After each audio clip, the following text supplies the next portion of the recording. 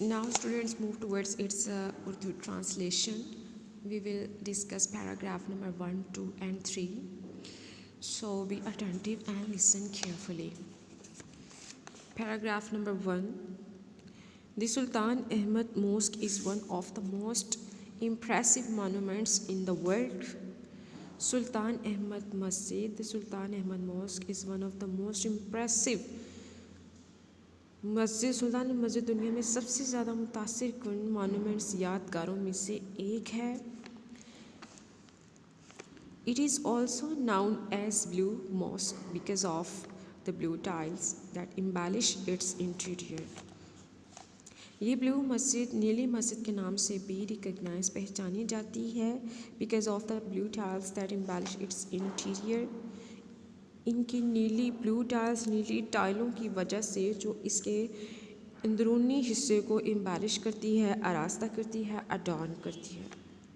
Situated in Istanbul, the largest city in Turkey and the capital of Ottoman Empire from 1453 to 1923, it has become the most popular tourist attraction.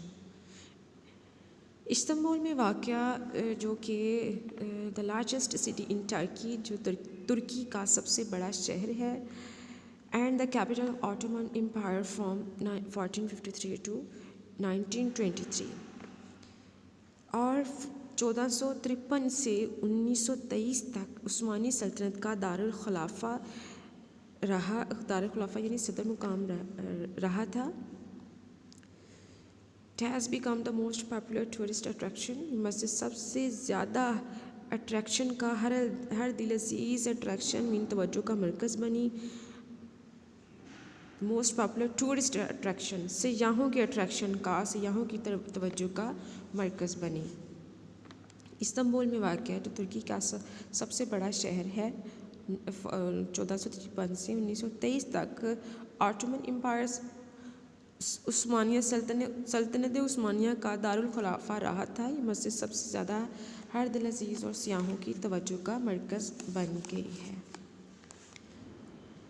Paragraph number 2. It was constructed between 1909 and 1616 during the rule of Ahmed I. As was the custom, this mosque, like other mosques of the time, comprises a tomb of the founder, a madrasa and hospice. It was constructed between 1609 and 1616 during the rule of Ahmed I. ये अहमद अव्वल के अहद हुकूमत के दौरान 1609 और 1616 के दरमियान construct की गई, तामीर की गई. As was the custom, जैसा कि कस्टम था, रिवाज था. This mosque, like other mosques of the time, ये मस्जिद उस वक्त की दूसरी मस्जिदों की तरह comprises a tomb of the founder.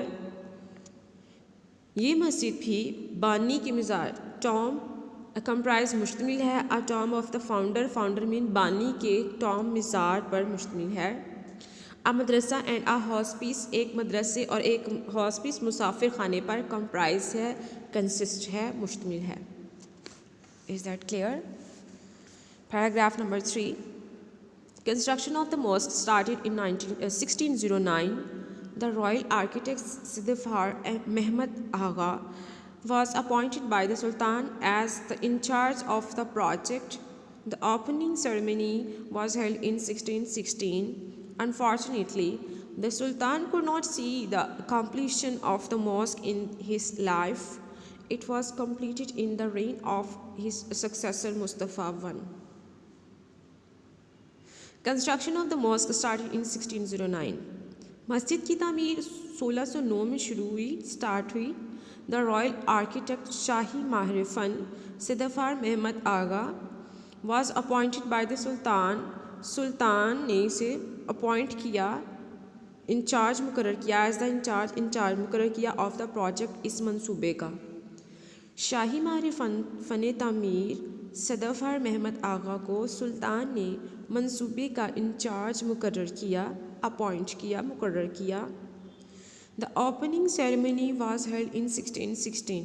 Opening ceremony इफ्तिताही तकरीब 1616 में हेल्ड की गई, मुनक्कद की गई.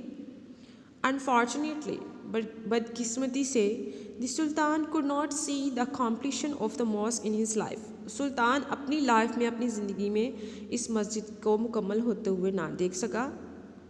It was completed in the rain of his successor Mustafa one.